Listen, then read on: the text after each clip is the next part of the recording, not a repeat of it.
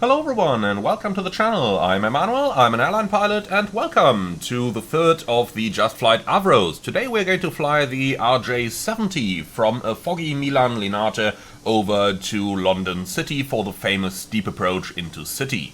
So these routes were operated by the RJ70 until 2008 when they were exchanged with more modern aircraft, but nonetheless this really is one of those routes that I was looking forward to very much, and it looks like the forecast has held and we are indeed doing low visibility operations today in the RJ. Alright, so let's go ahead and board our aircraft and we are going to start to set it up as we go along. Now, once again, beautiful small cabin, isn't it? I just really like the layout of those RJs.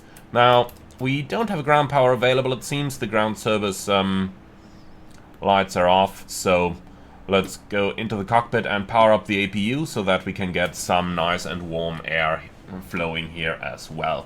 So basic safety checks, you're already familiar with it by now. Weather radar off, transponder off, and the spoilers, or the air brakes I should call them, on here, and the flaps are up. Then we can go ahead and check our batteries, which are looking good.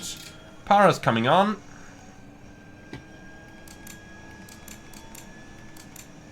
And here we go. So today we are using the loops B for our flight, and we can already select the ground ignition to B as well. Well then, so the APU generator comes online, left inner pump, and of course we do have some lights over here as well.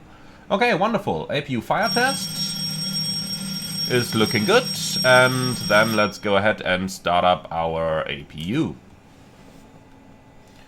So, until all of this is completed, we'll need to wait for a short time, but we can make good use of that time by going into the EFB and downloading our operational flight plan, and here we have it. And then we can also have a look into our charts where we can do some preliminary setup.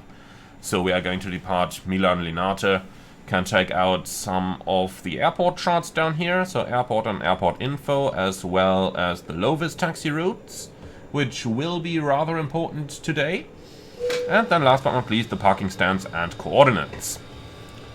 Alright, we'll look into our SID in a few moments. The APU has just come available, the generator came online and is looking good, and we'll also go ahead and turn the APU air on. Alright, so that is our initial setup up here. Next up, I will already start the IRS alignment, and when that is in progress, quickly also insert our present position, which we can take from the last one over here. Perfect. Okay, with that our alignment is in progress, and now we have a little bit of time to look into our charts and into our aircraft's loading. So we are doing the Pepak 1 Charlie departure today, it seems. So let's have a look. Sit.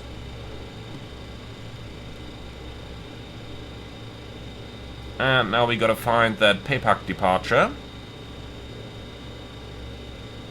Okay, there's Pepak 1 Juliet over here, but that is the wrong runway, as runway 17 is in use today. So let's find the Pepak 1 Alpha down here. Nope, that's again the wrong runway. Pepak 1 Charlie. Okay, and that transition is out of Bergamo VOR. So now we gotta find a Bergamo departure. Gotta love those Italian route systems. Alright, so we start at the top once again. This is the little annoying thing with our Cimbri flight plans. They never tell you the entire route, they only tell you like the last part of the SID, but not the initial one. So I guess we'll just have to scroll through here and find an appropriate departure.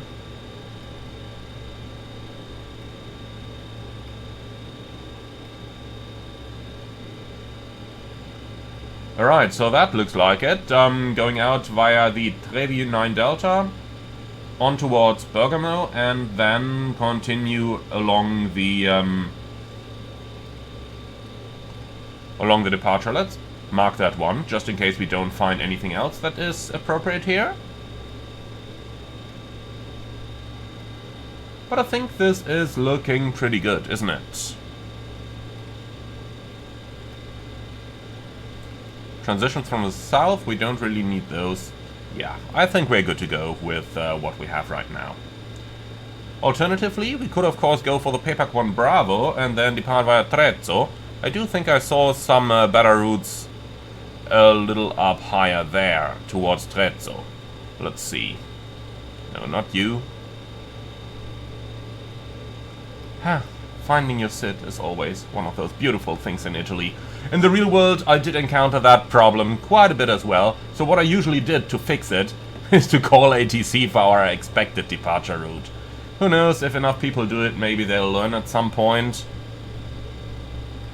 I don't think so, to be honest.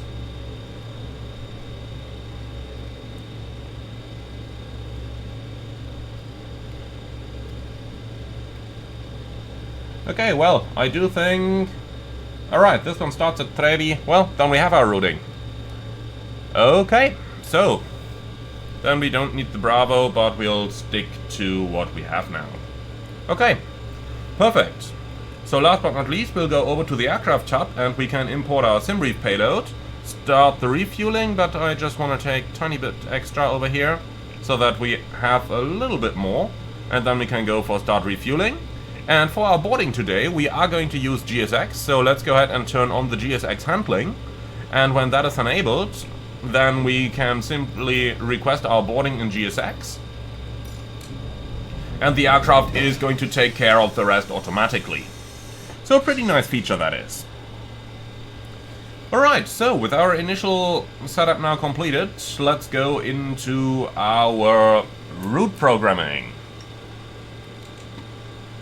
So, Lima, India, Mike, Lima, towards Echo, Golf, Lima, Charlie. And we are the Alitalia 220 today. Okay, now comes the departure off runway 17. And now we've got to find that routing we just came up with. So, onto the charts. We got the Pepak 1 Charlie and the Trevi 9 Delta. So, first of all... Trevi 9 Delta and the Pepak 1 Charlie transition. That looks good. Okay, then let's continue along with our route, which is via November 851 towards Elmore.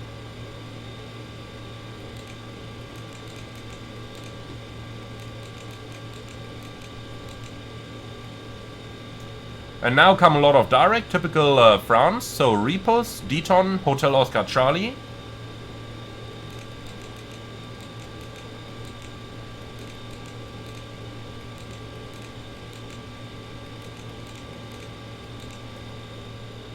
And then we continue via Lima Uniform Lima, Romeo Lima Papa.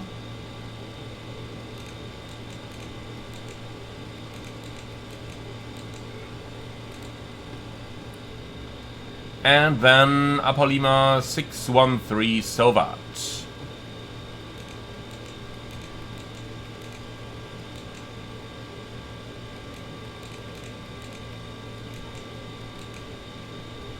No, Sierra Oscar Victor Alpha Tango. Alright.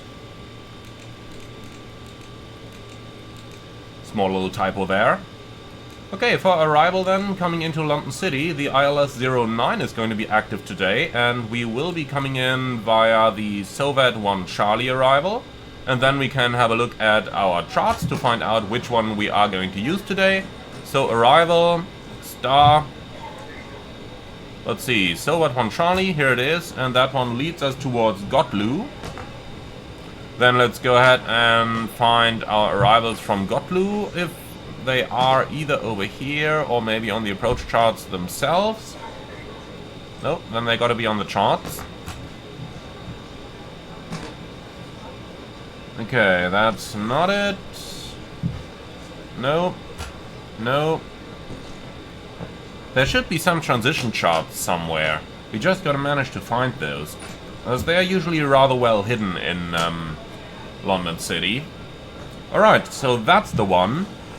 And this is the Otlag 1 Golf. Alright, so Otlag 1 Golf, and that leads us to the final approach. Alright.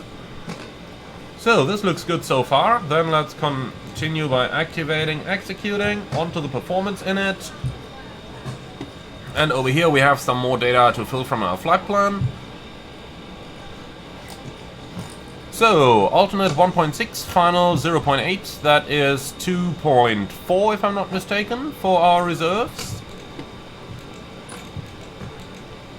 Our target zero fuel weight today is 33.7. Cruise flight level 320. The cruise winds are going to be 180 at 13.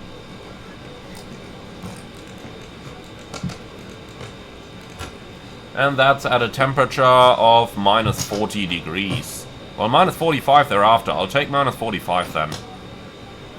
Just so that we get some accurate... oh no, that's wrong. It's not an ISO deviation, it's the top of climb temperature. Minus 45, that's better. Much better indeed. Alright, last but not least, we also need our transition altitude. So let's find that over here, which is 6,000. Something I noticed with the aircraft is that it always remembers the last transition altitude you entered, but does not automatically update itself. Okay, 260.67 is going to be our target climb speed schedule. And then let's see, maximum flight level 350 with the weights today. I think that's looking good. So with that we are all set up on our FMS. Then let's go ahead with our cockpit preparation. First things first, let's turn on our displays. And then we'll start at the top, work our way down to the bottom. And it's good coming on. DC pump, looking good. AC pump. Pressurizing the yellow system, and through the PTU the green system, and off again. Alright, fuel pumps are good as they are right now. Electrics are set. APU is running, and the engine anti-ice can come on. Then landing elevation is going to be 0. For the heaters, let's turn on the ice detection system. And, well, the current OAT is 11 degrees, then we don't need to turn on any of the heaters down here. And the lights are looking good, fans are on, APU is powering the packs, and the engine bleeds are off. That's very good. Fasteners on, flight deck emergency lighting armed. And then moving down, let's go ahead, turn on the radios, turn on the flight directors. Initial climb probably somewhere around 5,000 feet or so. I'm just going to set 5.1 over here for now. So, runway 17 is the departure runway, and that's a runway heading of 173.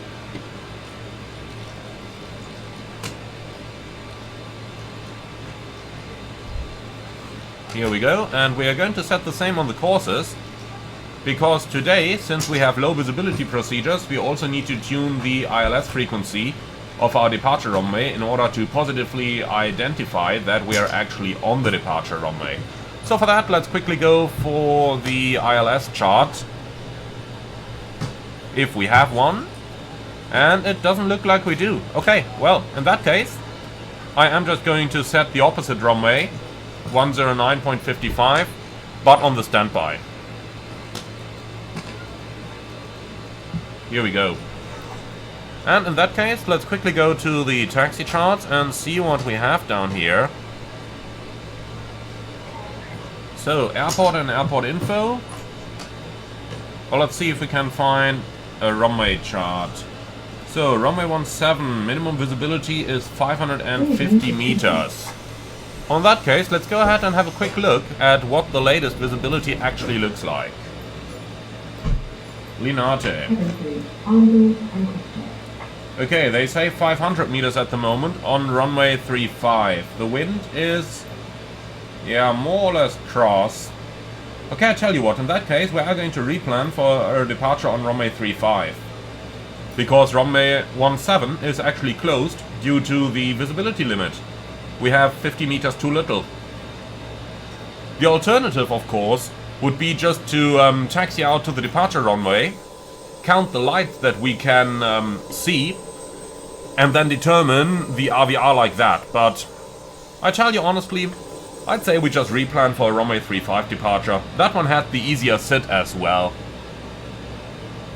So we're still looking for a PPAC transition, which can either come from Trevi, or if we look at the PPAC 1 Bravo transition, out of Trezzo VOR, and I think that's the easier way for us to do this. So we had a Trezzo transition over here. Trezzo 8 Charlie departure. There is an ANAF version of this as well that we saw earlier on. So Trezzo 7 Juliet. And that's it. Okay, so let's quickly reselect our standard departure. And we are going to depart off runway 35 today then. Okay, Trezzo 7 Juliet and the PPAC 1 Bravo. Execute. Now let's go ahead and check those waypoints. So Trezzo 7 Juliet is a maximum speed of 230 initially, Mike Lima 507, Mike Lima 508, and then Trezzo above flight level 85. And this one is to be planned when Lima India November is unserviceable. So let's just have a quick look into the other one. To be honest, my main concern here is not the departure, but my main concern is the flight level restriction for Trezzo VOR. So Trezzo 8 Charlie, they say, compulsory for turboprop or non-ANAF only. No, not the case for us. I tell you what, we continue via the 7 Juliet departure. And that shall be it. Okay, so we have 507, 508 and Trezzo, flight level 85. Noise abatement procedure number 1 today then. Sorry, number 2. In order to make that flight level restriction. Okay, so that was a little bit of planning back and forth, but that's what you do, isn't it? So we can get rid of those. And then, since we have runway 35, let's also get out these charts. So the heading is 353.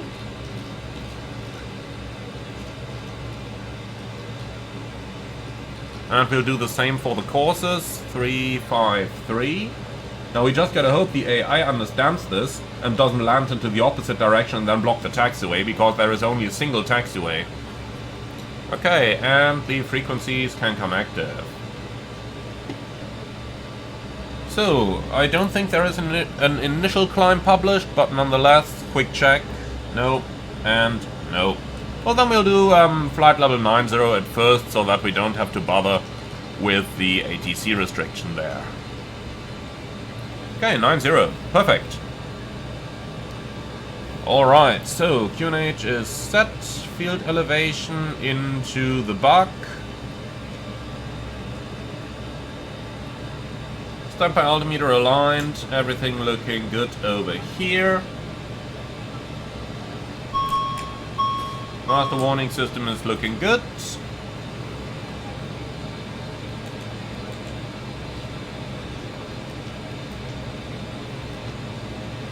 And data active over here.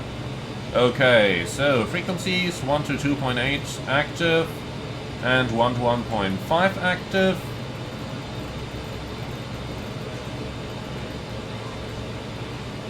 Transponder 2000 and above. 12 miles. Flight recorder test is looking good. Perfect. And that's everything we needed to do down here. Okay, so with that our flight deck setup is completed and the boarding has been completed a little while ago as well. So, cockpit preparation checklist and crew and station checklist, please.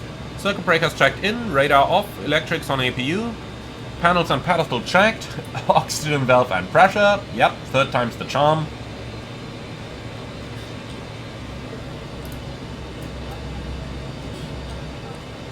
Is checked. Okay, cockpit preparation completed, crew and station checklist. Pins and covers on board, aircraft lock checked, park brake set, fuel quantity and flow meters are checked.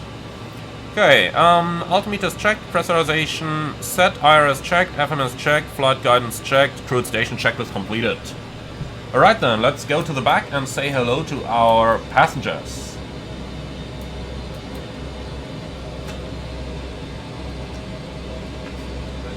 Ladies and gentlemen, a very good afternoon from the flight deck. This is your captain speaking. My name is Emmanuel, and I would like to welcome you all on board Alitalia Flight 220 towards London. The flight time today about 1 hour and 45 minutes. We expect a smooth flight at an altitude of 32,000 feet. Thank you very much for being our guests. Sit back, relax, and enjoy the flight with us. I'm not even gonna bother with Italian. Alright then, close the door. Locked, and here we go. So, prepare for pushback and departure, please. The doors should be closed by now. Yep, they are. Excellent. Well then, for our takeoff. We are going to do a full toga takeoff today, so that we get a proper climb rate to make the first restriction. And thereafter it's going to be maximum climb as well. So at 41 tons... we have a V1 at 127. Rotation at 127. And a clean speed at 186. And here we go.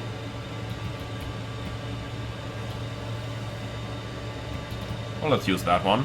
Okay, V2 139. And that's set. Alright, very good.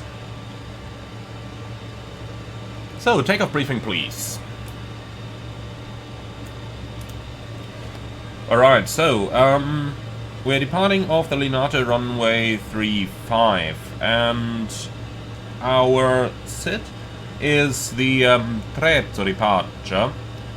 So, via Throttle, which is above flight level 85, onto the PEBAP SIDs. Those restrictions over here shouldn't be a problem. The one that is problematic is the Throttle flight level 85. MSA in the north is pretty high. We are looking at something in the region 12.4 roundabout, and we do not have any extra fuel. Alright, I don't see any hotspots for the taxi routing. Stop margin for the takeoff is more than plenty. Engine outsets is to follow the standard departure, pick up the holding over Throttle and climb to 5,000 feet, and thereafter radar vectors to the south shouldn't be too much a problem. If we need to return, we can do that, provided that we are cat-free. Otherwise, we'll have to divert southbound to Pisa, most likely. In terms of special and non-standard operations, I have that altitude restriction over Throttle. So, in order to meet that, we are going to do a full toga takeoff, maximum climb, and we'll keep the speed at about 210 knots for the climb until we've met flight level 85. Threats for the departure? None? Well, terrain to the north, yeah, I do admit that. We will be using the charts with the colored terrain contour layers, so that's fine enough for my taste. Okay, low visibility is somewhat of a concern for today's flight, and in order to do that, we are going to be using the standard taxi routes. So it's going to be a pushback to the right, then taxi Charlie, Delta, Zulu onto Tango, and then Tango all the way to the south for runway 35 for our departure. And that's it. Any questions? No? Beautiful. Okay, below the line. Takeoff data, checked, trims.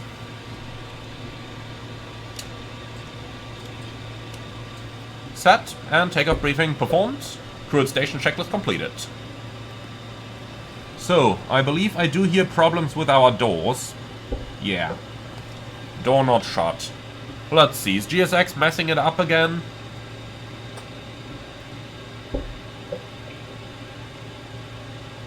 No, it seems to be the cargo doors this time.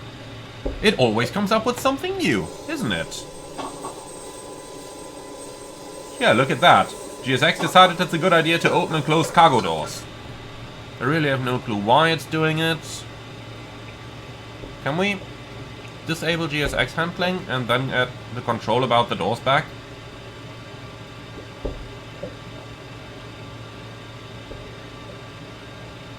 Now they're closed.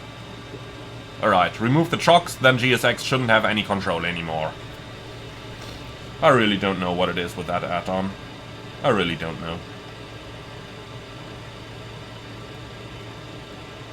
Okay, well, we are done for the time being.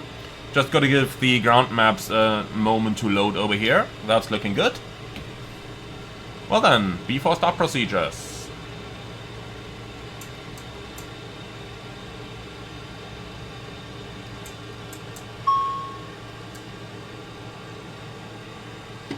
Okay, before engine start checklist. Fasten belts.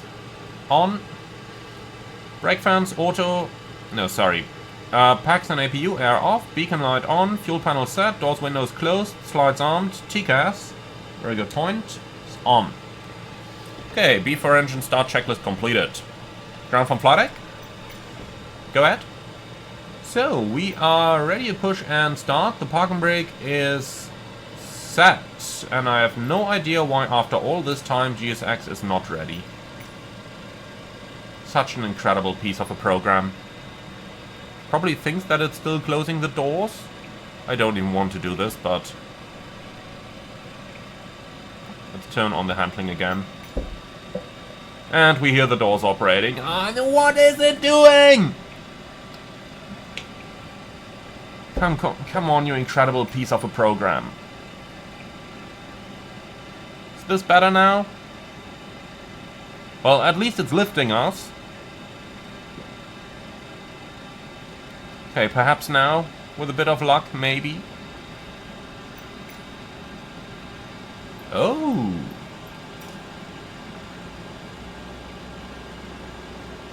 And now nothing, or what's going on now?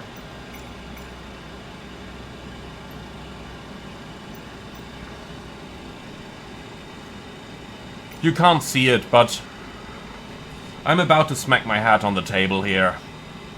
GSX. If there is one worst program in all of flight simming, it's probably this one. Come on, the plane is lifted.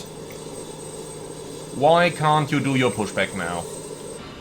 Do I need to turn this on again and then we have open cargo doors during the engine start? Is that really what it needs?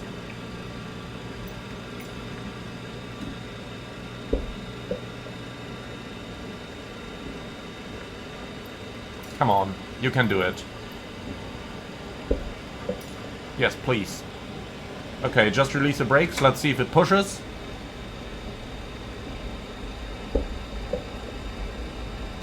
No. God, this piece of software. Facing east. Let's go. Please.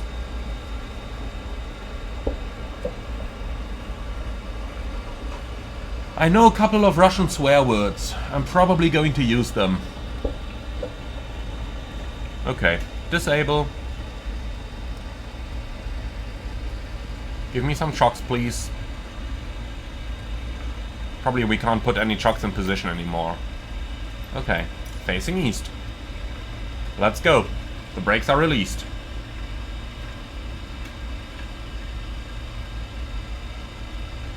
What a piece of catastrophe this is. Okay, GSX, I'm done with you. I'm completely done. Restart Throttle. Okay, and it's gone. Now the only question is, why are we hanging here with our nose still in the air? Okay, now we're back down. Okay. The doors are closed. Let me just verify that. Yeah, the doors are closed. Thank you. Alright. Please connect the standard pushback tug.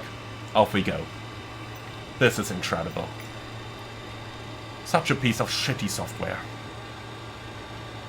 But of course he's going to blame me again. That's completely out of question.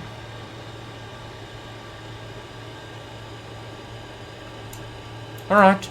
Engine 4 start.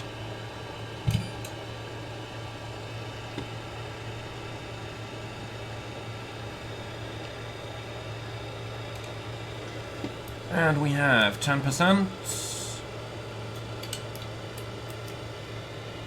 So we've just got to find that taxiway now.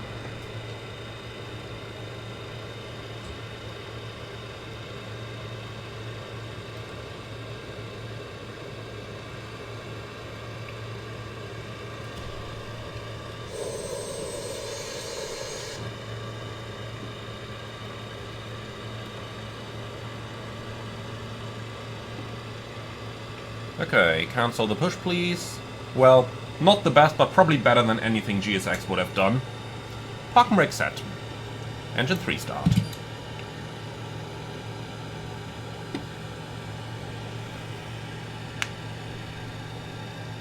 I have a feeling I should uninstall GSX once again, because I gotta renew my medical in a month and a half, and I have a feeling if I keep using GSX, I'm not gonna get my medical anymore because of high blood pressure.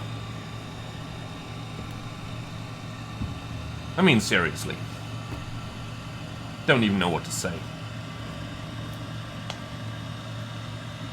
Alright, anyway, let's focus on the little bit nicer things in life.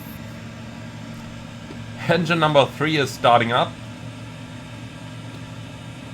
Okay, engine 2 start.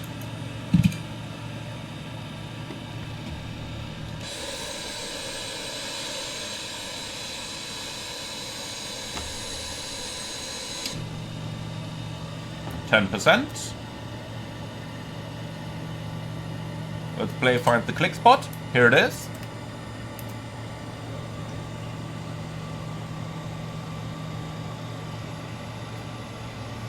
And number 2 is also running up. Just waiting for number 1 now.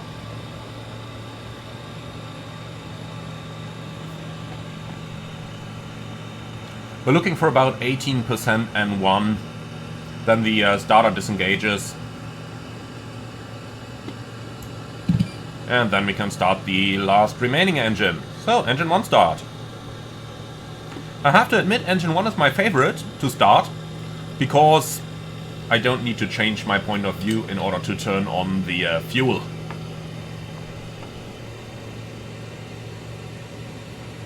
Okay, looking good. The engine is coming up. Very nice. So, waiting until number 1 is stabilized, and then we can continue with our procedures.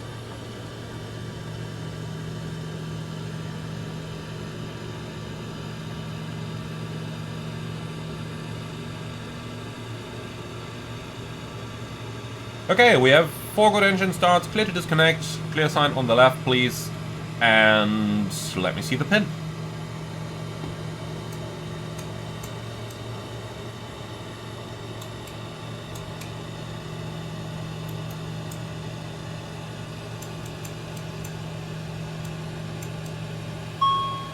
Okay, what's the current temperature?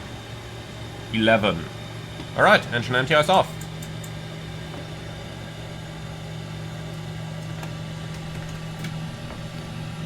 Flight control track.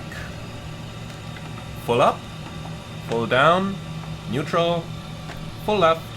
Full right. Neutral. Rudder. Is anything blocking it again? Full left, full right, neutral. Okay, after engine start checklist, and this time I will not forget the auto throttle arm switch. Generators online, brake fans auto, hydraulics on, ice protection off, air conditioning set, auto throttle armed, flaps 18. Flight controls checked, clear signal received, after engine start checklist complete. Okay, brake released, let's go.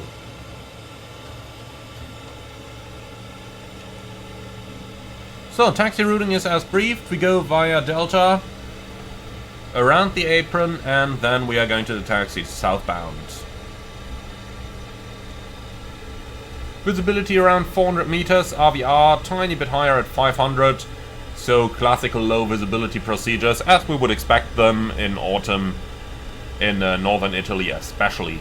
I think if there is one place where I flew the most low vis, then it was actually around Milano and generally the north of Italy, around this time of the year.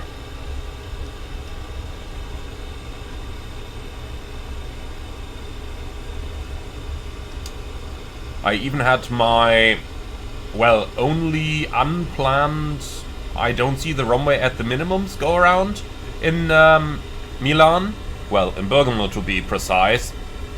They gave us, I think it was overcast 1000 or so, and few clouds a little bit lower. Well, We flew the approach, didn't see anything at 900, didn't see anything at 500.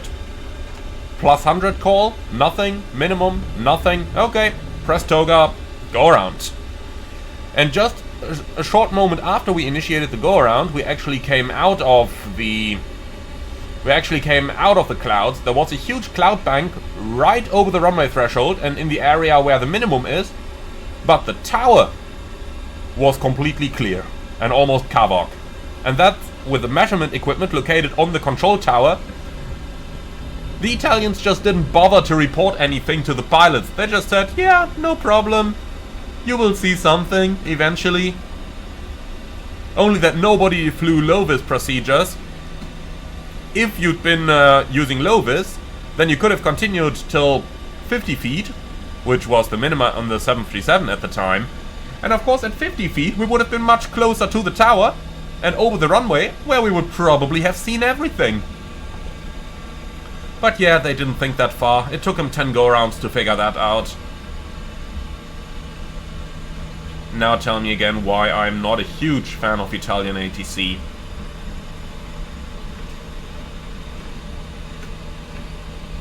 In any case, we are going to do things better today, so... Next to the left. By the way, interesting that the taxi map shows us off the taxi line while we're actually exactly on the center line. Which makes me think that probably the taxiways in the simulator are a little bit displaced. Either that or Navigraph have incorrectly integrated the live taxi map, but I kinda doubt that since the data comes from Jefferson and therefore should be considered accurate. You know, over here everything's looking fine again, so... I don't know, maybe the Apron taxiway was not 100% accurately modeled. I don't know for sure.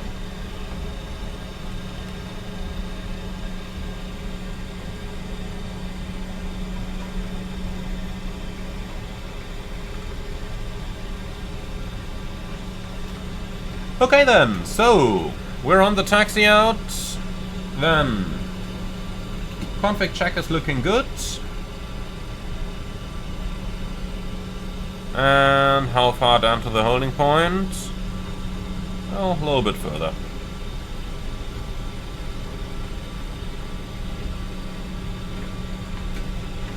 Okay, so let's review our takeoff data. It's going to be a full thrust takeoff. That means things are going to go very, very fast. Takeoff speed 127, 127, 139, and the clean speed is 186. We do not have any specials today, except for the altitude. So we'll just have to climb as quickly as possible. Noise abatement procedure number 2. At least we don't need anti-ice, because that has a tremendous effect on... the rate of climb in the Avro. So, that's that. But nonetheless, we will keep an eye on our temperature, since it is definitely possible that we might end up in icing conditions on our departure. Apart from that, the SID goes straight ahead, right-hand turn, speed limit 230, we'll fly 210 anyway. And I think that's pretty much it. Any questions? No? Excellent. Well then, this looks like the Cat 2 and 3 holding point, so let's bring it to a stop over there.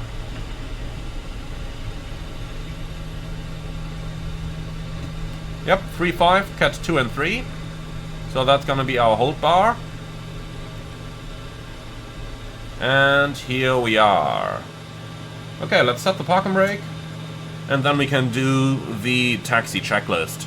The reason I'm doing things this way is I don't want to be heads down in low-vis procedures, reading a checklist and taxiing at the same time. So, taxi checks. ATC clearance is verified. Takeoff thrust and data rechecked. Flaps and speeds checked. Takeoff briefing completed. Config checked.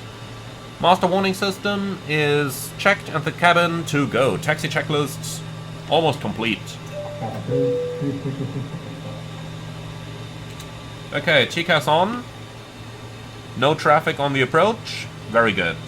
Brake temperature around 200 degrees is also fine. 300 is the limit for our takeoff. Cabin is secured for departure. Thank you.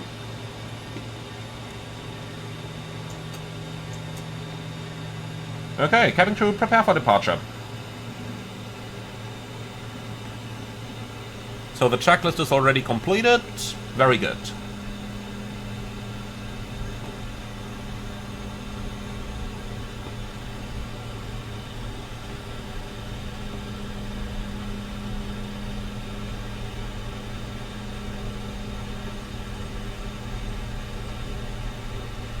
Well, clear in the approach as far as we can see.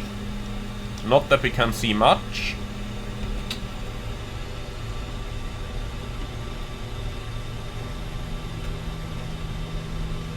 Approaching 3-5. Checked.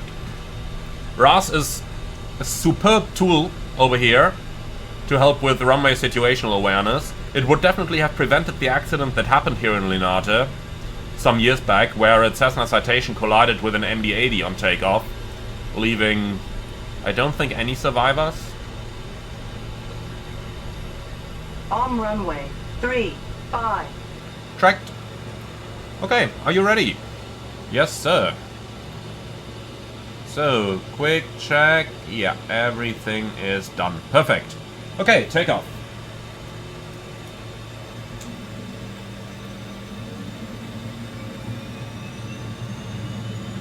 Brakes released. Set power. Check thrust. Airspeed alive. Checked. Thrust set. Checked.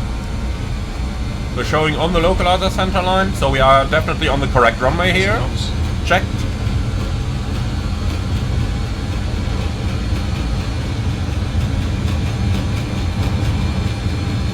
Go. Rotate.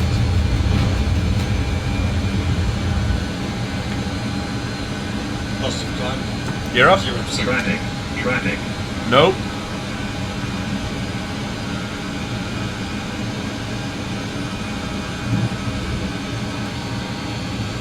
LNAV.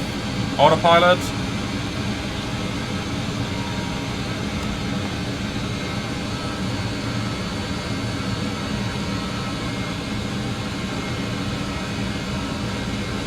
Okay, speed 210.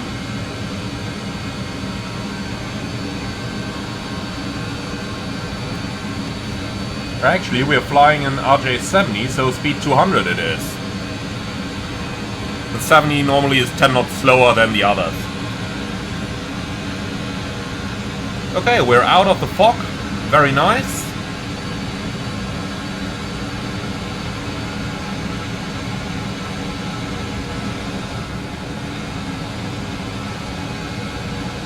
Flap 0. Checked. Flaps 0.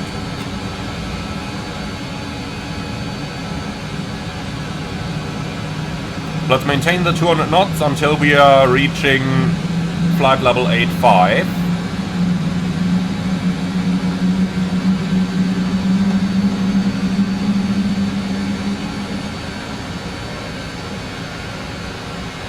Okay, flap 0.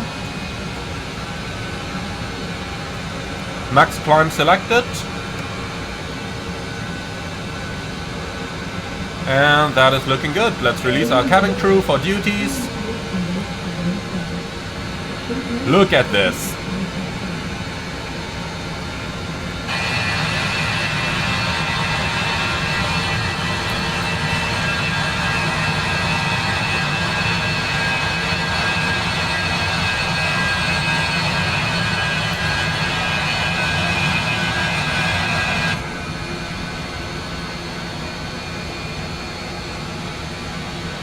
Set standard. Standard cross-check, passing flight level 60 now. Check. Alright then, let's go ahead and climb to a cruising level, 320. Set. And 320 checked. So, that looks like quite a good departure. A few words here on some of the low-vis procedures we've just carried out. So, I mentioned it briefly during the takeoff run. Could probably have told you a little bit earlier. My apologies for not mentioning it earlier. The reason we tuned the ILS was that we could cross-check that we were on the localizer center line during our takeoff roll. And that is rather important, because that makes it possible to verify that you're indeed on the correct runway. Okay, passing level 85, speed 250.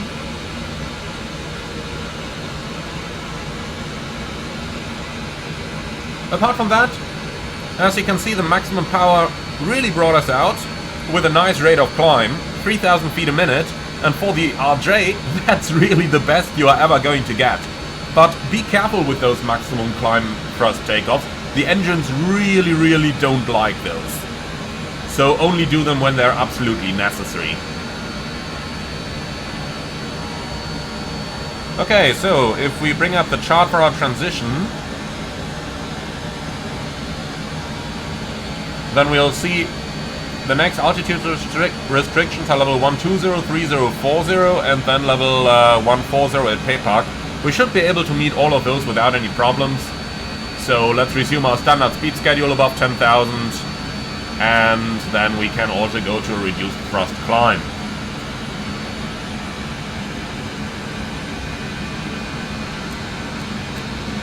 Okay, let's wait until the call is completed before we release our passengers.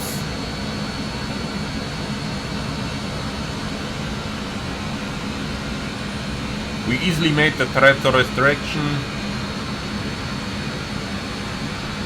But if we look outside the window, we can definitely see why those restrictions are in place over here.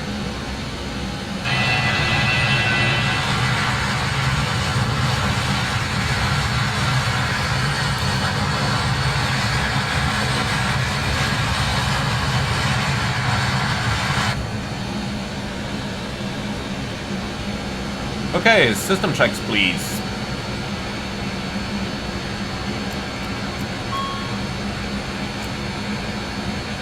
Alright, aircraft is still pressurizing after turning on the engine bleed, so APU going off.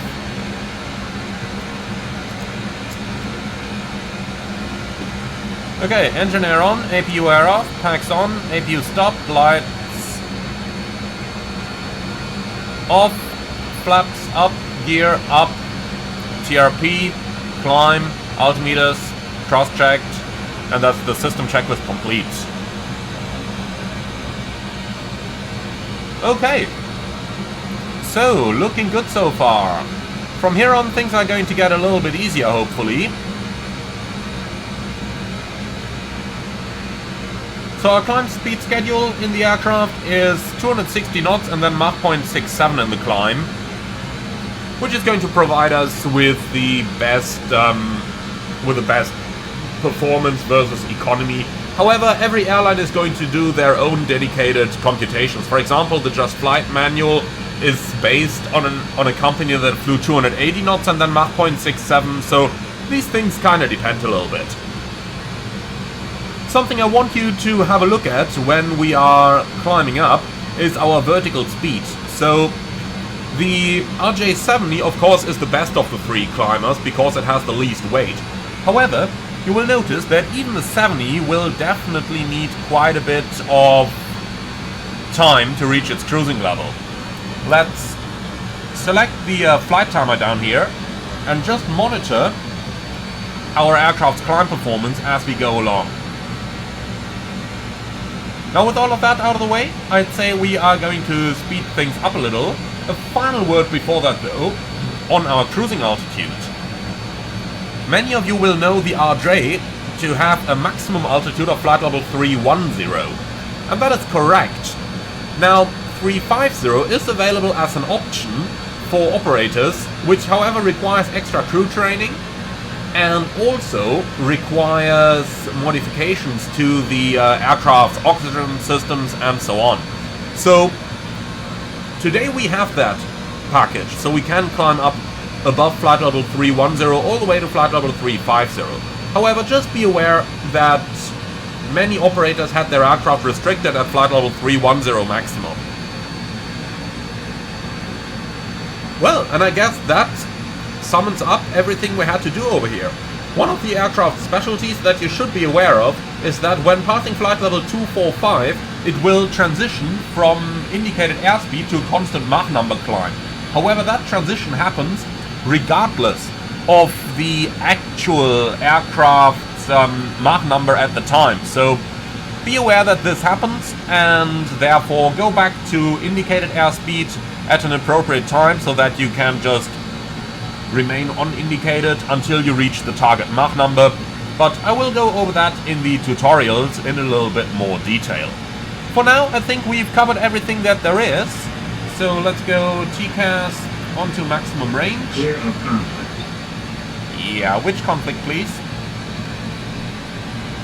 Alright, and I think this pretty much settles everything we had to talk about for the time being.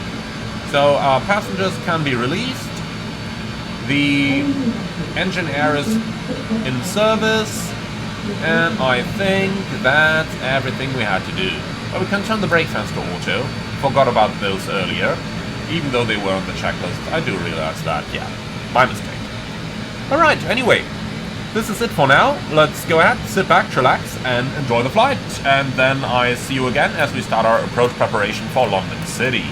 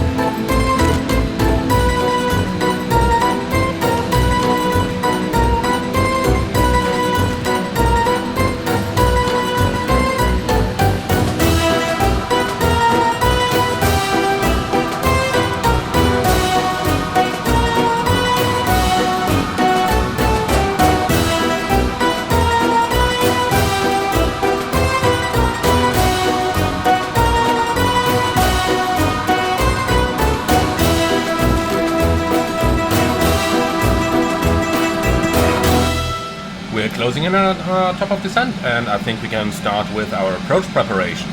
20 miles to run, so the first things that we have to check is of course our landing elevation, because that is needed by the system to conduct the automatic descent, and that is 20 feet, and we have indeed selected landing altitude 0, so that is close enough. Next up, we got to make up a plan for our actual descent, and in order to do so, we need a quick look at our star chart to verify any altitude constraints we may have. And the one that stands out over here is the GOTLU maximum or at flight level 100 restriction. So let's check in our FMS that our top of descent is actually based on that very level. And you can see GOTLU flight level 100 seems accurate. The speed restrictions not, but let's not worry about those. Now we can of course manually override them as we see it, but since we are doing the speed management manually anyway, we don't need to worry about those too much at this time. Okay, so GOTLU flight level 100, we are in flight level 320, that means we gotta descend 22,000 feet, which equals 66 nautical miles. And if you're unsure whether or how many miles you have, just copy that waypoint into the fixed page, and then you can see the direct distance to the waypoint, which in my opinion makes it quite a bit easier to do your descent planning than if you count the distance between any of those waypoints manually. Okay, so let's go ahead and start our descent. We're going all the way down flight level 100. Vertical speed, 5 times the ground speed, which is roughly 2,500 feet a minute. With 450 times 5, roughly 2,500.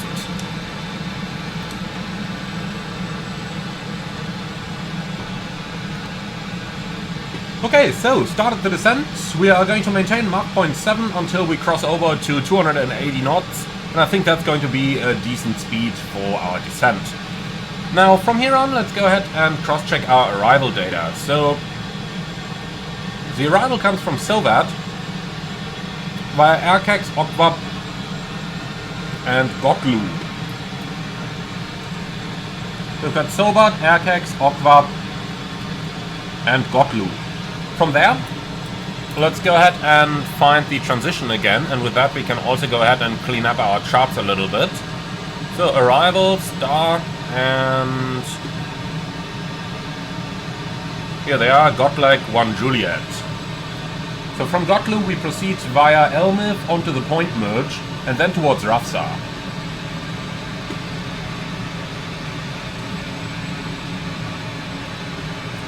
And as you can see, that's exactly what we have. Alright, from Rafsar, continue via Gapki, Adpath, and then via the London City points over here, all the way into the downwind. So that's pretty much exactly what we have over here. A couple altitude restrictions to be aware of, but those are all in the FMS, as you can see.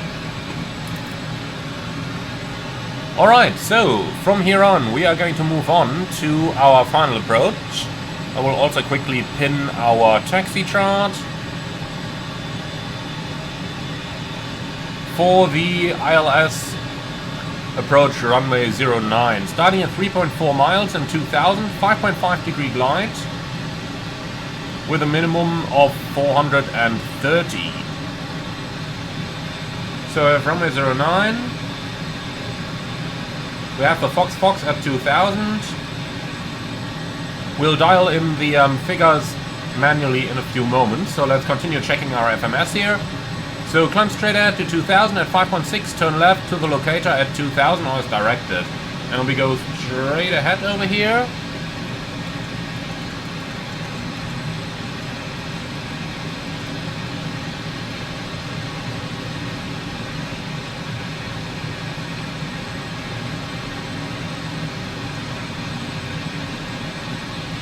Alright, yeah, that looks about like it. Okay, change over. We'll do 290. No problem flying a little bit faster. Okay, so speed schedule 0.70/290. Doesn't make too much of a difference here since the airplane doesn't have VNAV anyway. Put that into here and 250 below 10,000 into the speed on transition. Like that, and I think that's all we need for the FMS. Now let's go on for our actual routing. So what do we need? Frequency 11115. And we'll do that on both sides, of course. 11115, the locator is on 322.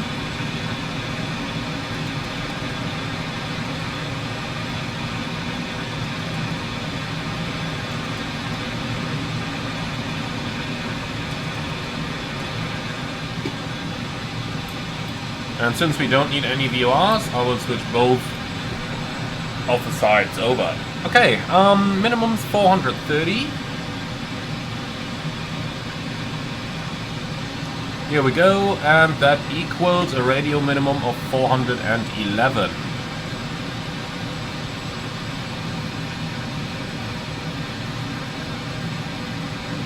Takes a little while to dial this in, but no way around that, unfortunately. Here we go, 411. Alright, and the course is 092.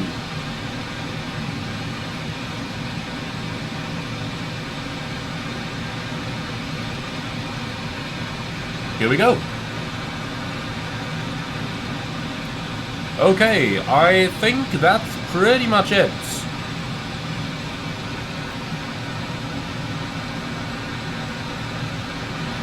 Okay, since we're descending, PDU on, AC pump on, and, well, preparation for approach, no, not yet, speeds. So, it will be a steep approach, that's armed, Then 38-ton chart, flaps 33. Has an approach speed of 121. And an VF2 of 177.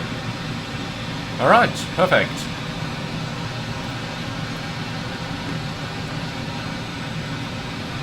Very good, that should be it. Okay then, are you ready for the approach briefing? Yes? Go ahead. Alright, we're coming in via most likely exactly the RNAV points with maybe a small shortcut possible on the... point merge. Apart from that, I expect to fly the vertical profile. The approach will be an ILS onto runway 09, MSA 2200, so 3000 keeps us safe. And the minimum is at 430. In case of go-around, straight ahead left-hand turn back to the locator, climbing 2000. And we have a little bit of extra fuel, actually. Let's just check our flight plan here for a second. 2.4 is the minimum. Let's see, the plane expects to arrive at 2.8, that's 400 extra, which equals about 10 minutes flight time. Alright, so I expect a manually flown approach once we're established on the final approach. Manually flown with the auto throttle off. Now, flaps 33, maximum braking, and vacating the runway to the left. I don't see any specials.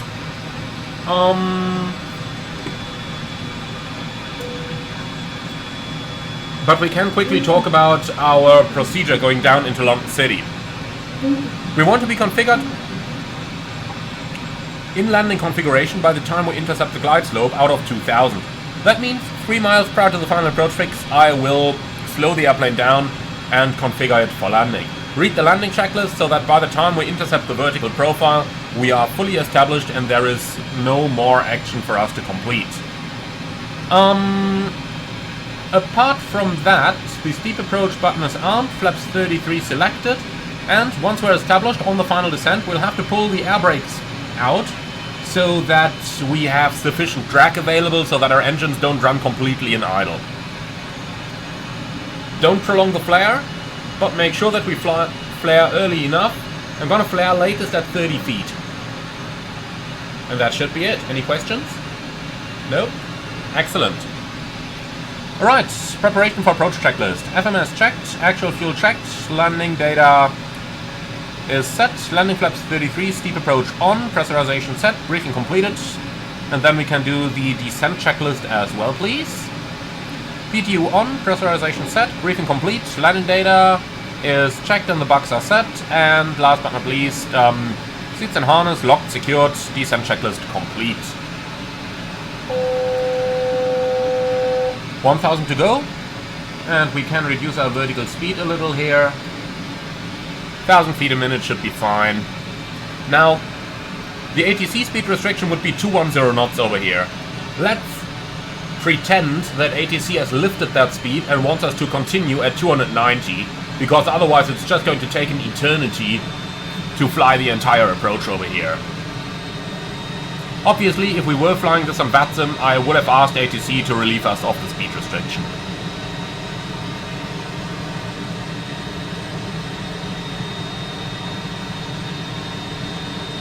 So, Otlek arrival, here we go. Initially maintaining level 100, and then Imad Rafsa down to 6000. Those clouds look pretty neat, don't they? Oh, I like this. I really do like this.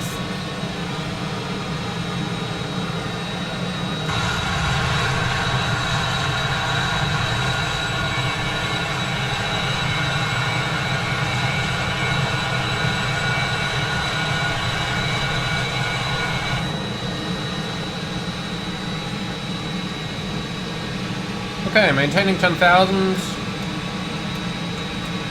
Lights are on, belts are on. Cabin crew, 10 minutes to landing. And that's it.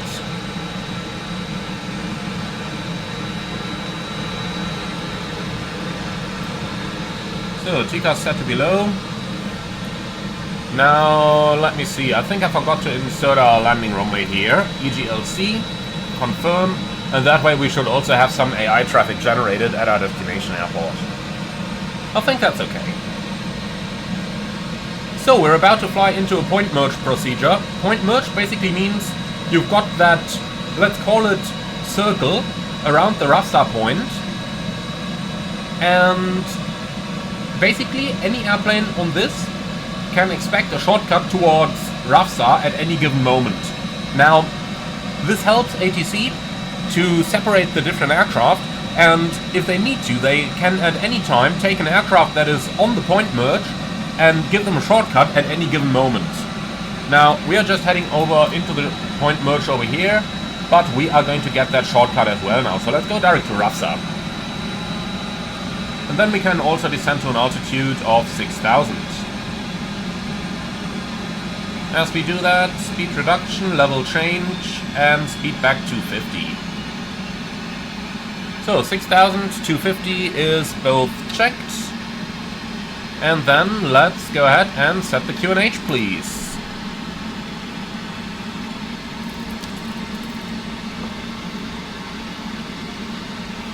And they have 1026 at the moment.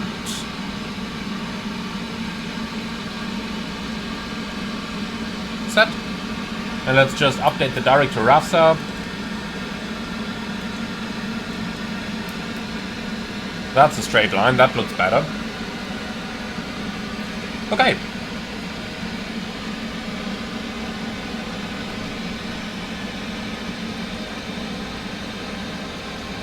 So, that is looking excellent.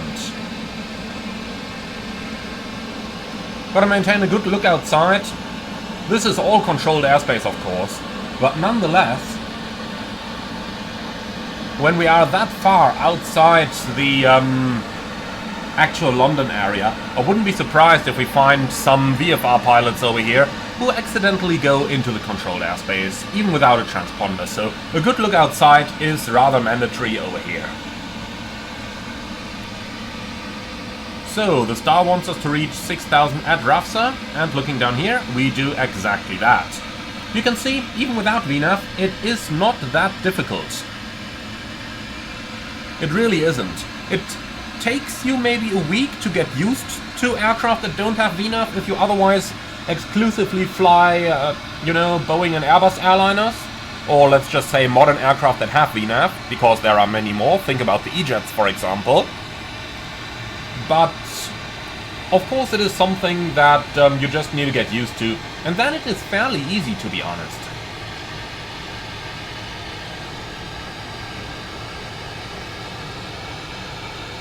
In our case right now, all we gotta do is to put the descent arc right onto RAFSA. Otherwise, we could of course do a little mental calculations here as well. We need to lose 1,500 feet times 3 gives us around 4.5 miles. And look at that, we have around 4.5 miles.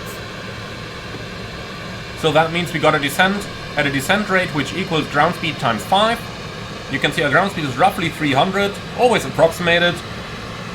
You can't fly that much more accurate anyway. 1,000 to go. So 3 times 5, 1,500, and look at that, 1,500 is what we are doing.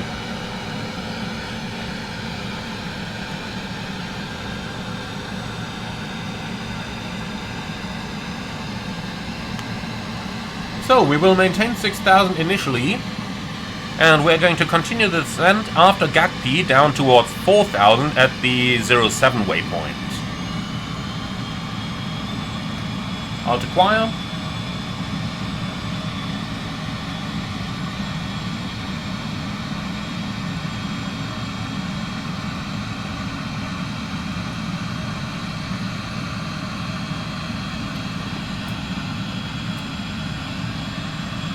So we can't see too much just yet. I hope that that's going to change before we reach London, because the approach is really lovely, going right over the city at very low altitude down here, 2,000 feet on the entire downwind on the way in. I do hope we are gonna see something of the city at least, and not just stay IMC for the entire approach.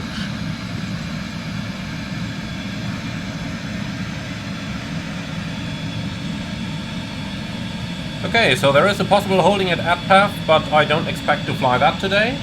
So next up is going to be waypoint 07 at altitude 4,000 feet. And we're overflying Gatby now, so let's go down to 4,000. Vertical speeds. Have around 12 miles, so let's just do something moderate here. 700 feet a minute, maybe. And now we just wait until our rate of descent has stabilized. And then we just put our range to altitude arc right on the waypoint 07.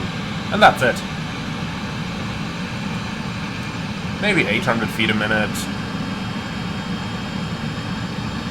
And as you can see, easy going, here we are. That is VNAV done manually. As you can see, very easy. Very easy. You just need to think along a little bit. Of course, I know, learning a new aircraft, thinking along, it's a lot of things to do at the same time. And you don't need to be surprised if you initially have some trouble keeping everything under control here, and if you initially struggle for the first couple of flights. But once you get a little bit of practice, once you get used to the flows of the aircraft and don't have to worry about, you know, which switch do I need to press next, then things are getting a lot easier. Okay, approach checklist please. Altimeters, QNH 1026. Fasten belts on, APU. Yep, I always forget it, but that's why we have the checklist. Okay, starting APU now. Then let's just stop the checklist here for a moment. And then we can prepare our cabin as well.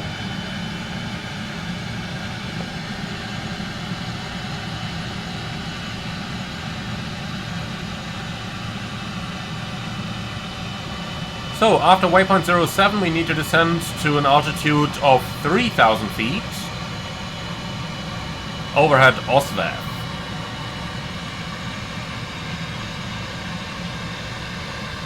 So we're passing 07 pretty much right on the altitude, so let's continue descent. 3,000 overhead OSVAF.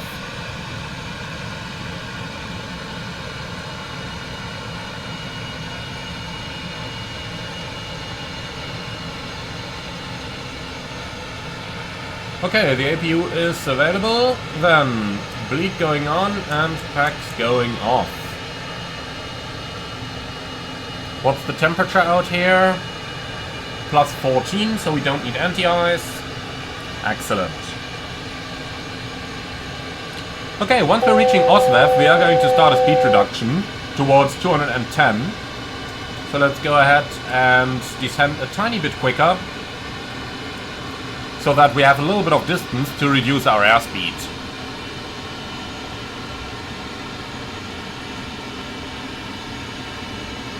It's basically the same old energy formula that I talked about in so many of my videos already.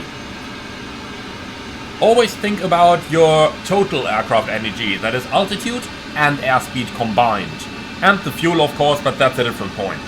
So always think about the total aircraft energy. If you might be at the correct altitude, but much too fast, then you are still technically too high on energy, that is. So that's the reason why I'm descending a little bit lower over here. Now turning the speed back so that by the time we reach OSVAF, we should be somewhere close to 210 knots. If we are, you know, 10 knots faster and the speed is still coming back, then that's nothing to worry about as well.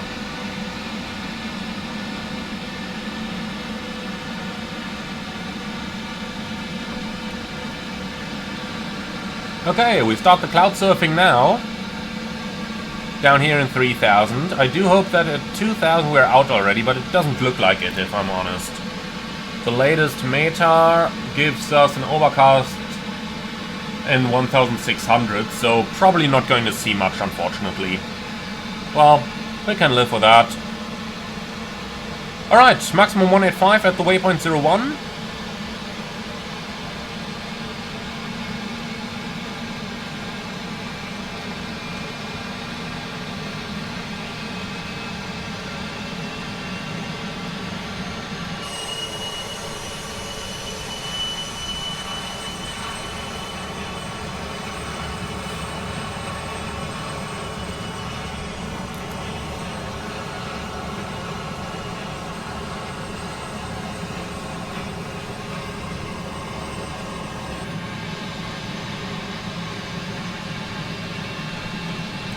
Okay then, reducing 185.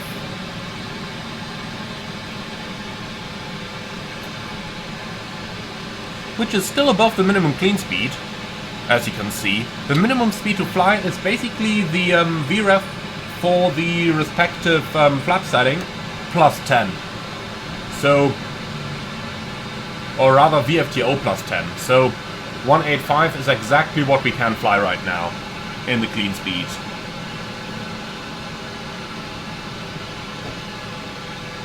Okay, reaching waypoint 01, the speed is within 10 knots of the target. That's all we can ask for. So from here, descending 2000.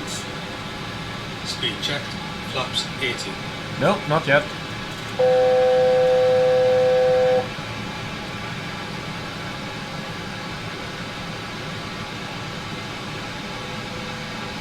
Okay, I tell you what, flaps 18, that way we can keep our speed under control. So the first officer was right.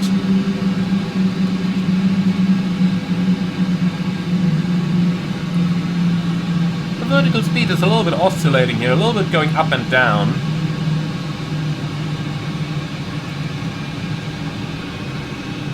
Speed checked. Gear down. Nope, definitely not yet. Okay, I think we're doing just about fine. Reaching 2000 exactly at waypoint 02. And thereafter we're going to maintain this configuration until odd lag. And from odd lag we will fly onto the final approach.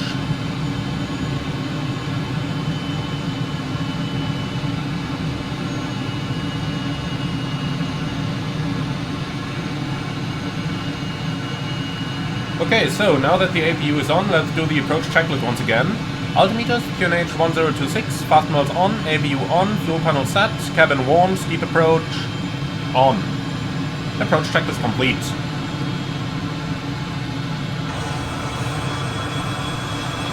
I think over there is our landing runway. And here we are, London. Luckily the clouds aren't as bad as forecast, but just look at this.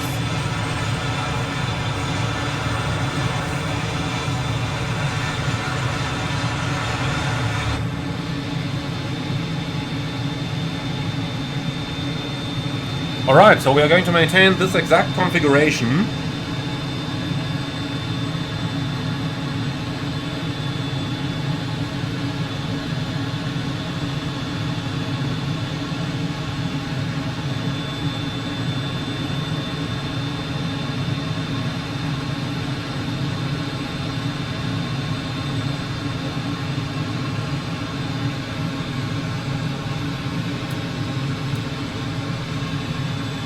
This must be such an awesome approach to fly in the real world. Such an awesome approach.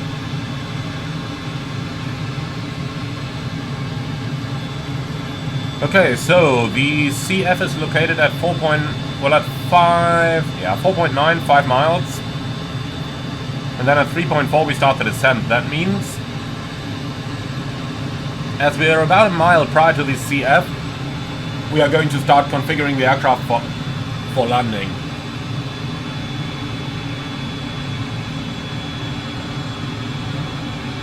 Okay, everything's set up here. Awesome views outside.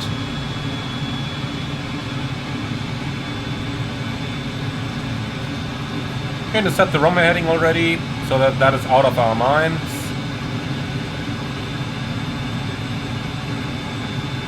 Look at this, man. Look at this.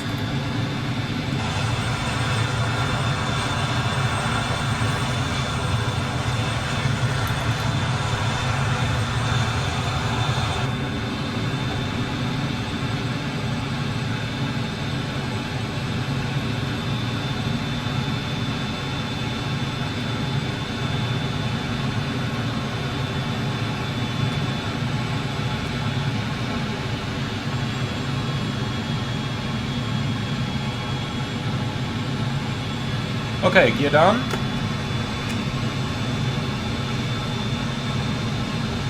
I think that's our field inside over there. Flaps 24.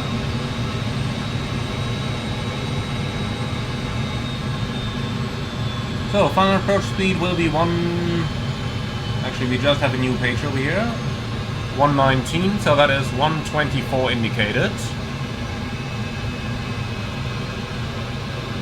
Localizer alive. Approach armed.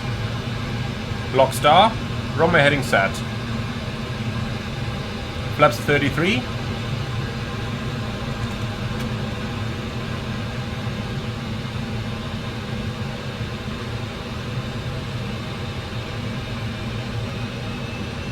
Landing checklist. Landing gear, down 3 green, brakes, yellow and checked. Lights on, flaps 33, cabin secured, airframe anti and DI is off, APU air on, engine air and packs off and on, nose wheel steering centered, landing checklist complete.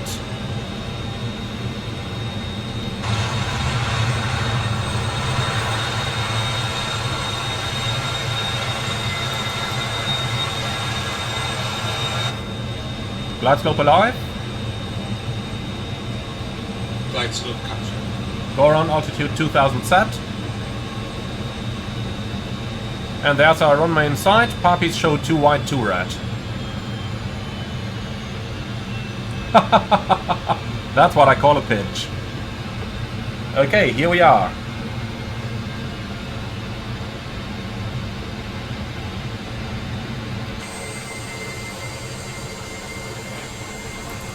Lovely how slow the Avro is, isn't it?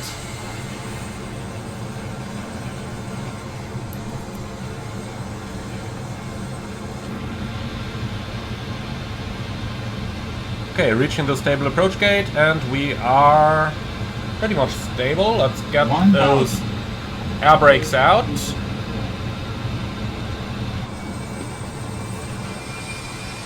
Wow. Just wow. Approaching. Okay, though, time to do some work. 1,500 meters available. 500. Caution. Minimum. Short runway. Short Continue. runway. And that is checked and intentional.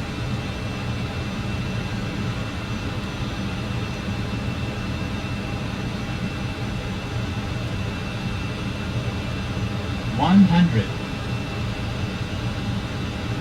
50, 40, 30, 20, Oh, much too high. 10. Ground angle. Brake pressure checked. That was exactly the end of the touchdown zone. We almost pulled a Swiss here. 600 60 knots. meters remaining.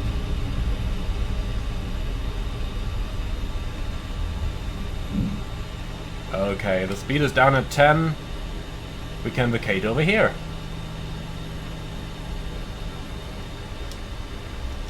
Yep, definitely needs a little bit of practice to do this.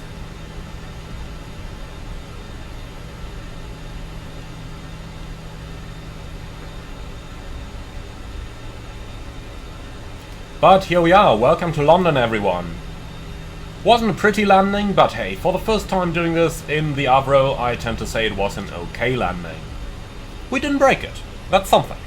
I'm sure you all remember that video.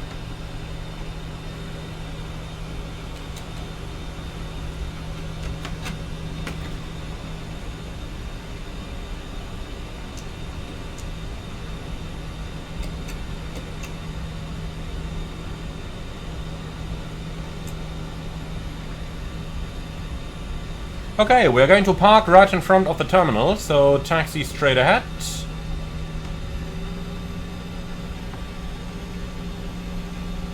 After landing checklist please. Gas block air brake, set in, radar off, APU on, flaps...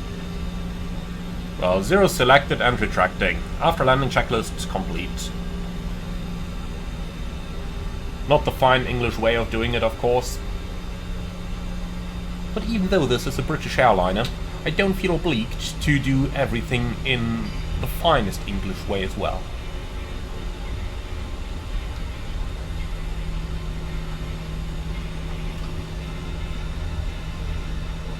Alright, that's our gate coming up on the left hand side there.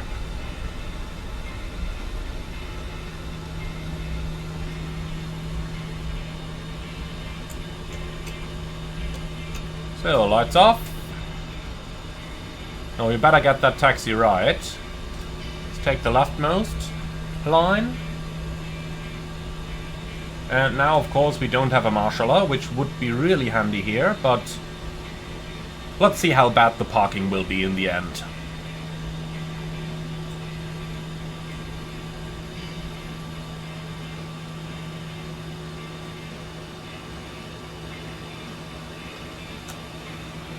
Alright, let's see.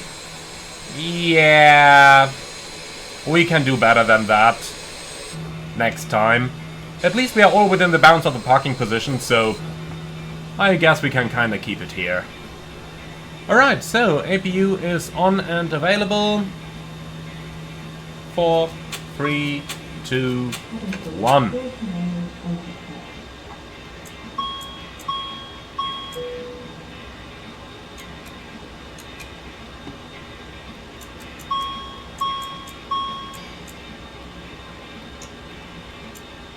Not you, you.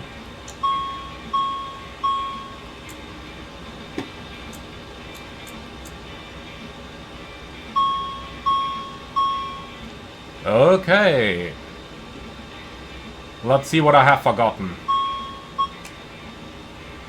Parking checklist. Parking brake set, slides disarmed, T-car standby, hydraulics off, generators off reset, air conditioning on, engine shutdown performed, fast melts off, external lights set, brake fans on, fuel pumps 1 on, ignition off, ice protection, engine anti-ice on, and heaters off. Parking checklist complete. So that wasn't actually too bad. Alright my friends, I sure hope you have enjoyed this one. Thank you very much for flying along, and I have no clue what GSX wants from me now. Thank you. It's not like doesn't matter. Alright, thank you very much for flying along everyone. I sure hope that you have enjoyed this one. Leave your feedback in the comments underneath the video, and as always, be sure to like, comment and subscribe. And if you really love what I'm doing on this channel, I would appreciate a small donation through the Buy Me a Coffee link in the video description below. Maybe next time we can actually afford a marshaller then, and he will guide us into the parking properly.